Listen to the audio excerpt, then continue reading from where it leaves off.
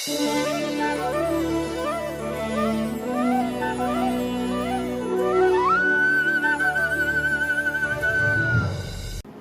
দেশে কুলকুলি ধরা করে অনিত্য ধর্মগুলো। ও পিতামাতার সেবা, এটা তো ভালো, জীব সেবা এটা ভালো, দেশপ্রেম, অহিংসা, পরম ধর্ম, সবগুলি তো সুন্দর সুন্দর কথা, কিন্তু এগুলি কোনোটাই মুক্তি লাভের পথ নয়। কেননা এগুলো সাময়িক সমস্যাটাকে সমাধান করছে, বোঝা গেল?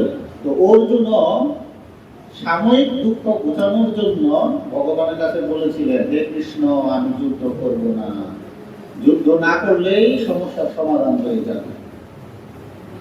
বিশ্বদেব পিতার কাছে প্রতিজ্ঞা করেছিলেন, আমি সিংহাসনে বসবো না, কেন? তাহলেই সংসারে আরো শান্তি হবে না। তো তার বিশ্বদেবের ধর্মটা কি ছিল? সংসারে শান্তি। যে পিতা মাতা, সৎমা হয়তো যন্ত্রণা করবে বারে বারে, আমার ছেলেকে সিংহাসনে দেয় না, ও ছেলে সিংহাসনে বসে পড়েছে, আমার ছেলেকে অপমান করছে, হেয় প্রতিপন্ন করছে। তো বিশ্বদেব মনে করছে সংসারে আমার শান্তি চাই, আমি সিংহাসন ছাড়লাম। বিশ্বদেব আবার ভুল করেছে, আবার অর্জুন ভুল করছেন, যে সংসারে শান্তি চাই, আমি সিংহাসন ছাড়লাম। সেম কেস না? সেম লোক। কিন্তু অর্জুনকে কৃষ্ণ দেখালেন যে দেখো, বিশ্বদেব যে সংসারে শান্তি চেয়েছে, সংসারেও কখনো শান্তি আসেনি, পৃথিবীতেও শান্তি আসেনি, কাজে বিশ্বদেবের পরিকল্পনা ব্যর্থ। এখন তুমি যে পরিকল্পনা করছো যে পৃথিবীতে অশান্তি, আমি অশান্তি দূর করতে পারি, আমি যুদ্ধ না করলেই চলে যাবো বলে, তা আবার ছোট্ট সাময়িক অশান্তি দূর করার জন্য শান্তি লাভের পথ করেছে। শান্তি লাভই ধর্ম বা অহিংসা পরম ধর্ম। যে কোনো মানুষ, ঠিক এতগুলো যুবক এসেছে যুদ্ধক্ষেত্রে, কারোর প্রতি আমি হিংসা করতে চাই না, আমি কাউকে মারতে চাই না, আমি বনে চলে যাব, এই যে অহিংসা পরম ধর্ম। অথবা দেশপ্রেমী ধর্ম, দেশের এত ক্ষতি হবে দেশের মানুষের, আমি দেশের জনগণের ক্ষতি চাই না, দেশের মানুষ ভালো থাকুক, আমি সিংহাসন ত্যাগ করলে যদি দেশ ভালো থাকে তাহলে ঠিক আছে, আমি সিংহাসন ত্যাগ করলাম, দেশের সবাই ভালো থাকুক। তো দেশপ্রেম আছে না অর্জুনের? তো অর্জুন এমন একটা জায়গায় দাঁড়িয়ে আছে, সমস্ত ধর্মগুলো তার সামনে এসে হাজির হয়ে গিয়েছে। ঠিক এইটাই ভগবানের মুখ খোলার উপযুক্ত সময়।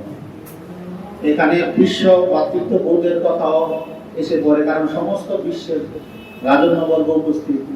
এখানে দেশপ্রেমের ব্যাপারটাও আছে, কেননা রাষ্ট্র নিয়েই দুই ভাইয়ের মধ্যে যুদ্ধ হচ্ছে। এখানে পরিবারতন্ত্রও আছে, ঠিক না? ধৃতরাষ্ট্র নিজের সন্তানকে সিংহাসনে বসাবে, অন্য কাউকে বসাবে না। এখানে অহিংসা পরম ধর্মটাও আছে, যে কি এতগুলো জীব মারা যাবে। অর্জুন কথাও বলেছেন গীতায়, যে আমি রক্তমাখা সিংহাসন চাই না, এতগুলো যুবককে হত্যা করতে চাই না।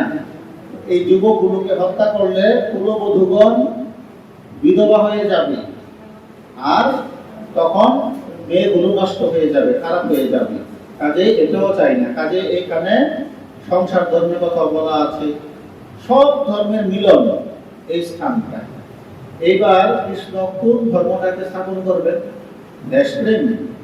যদি দেশপ্রেম সমস্যার সমাধান করে তাহলে শান্তি লাভ হবে না, যদি শান্তি লাভের সমস্যার সমাধান করে তাহলে অহিংসা পরম ধর্ম হবে না। যদি অহিংসা পরম ধর্ম থাকতে যায় তাহলে বিশ্ব ভাতৃত্ববোধ হবে না। কত রকমের ধর্ম এখানে এসে উপস্থিত। তো ভগবান কোন ধর্মটাকে স্থাপন করবেন? এখানে গৌতম বুদ্ধ তো একটা ধর্ম স্থাপন করেছেন, আরেকজন মহাপুরুষ এসে আরেকটা ধর্ম স্থাপন করেছেন, আরেকজন মহাপুরুষ এসে আরেকটা ধর্ম স্থাপন করেছেন। কৃষ্ণ কোন ধর্মটা স্থাপন করবেন? বোঝা গেল? গীতার পটভূমিটা কিরকম? অনেক জটিল।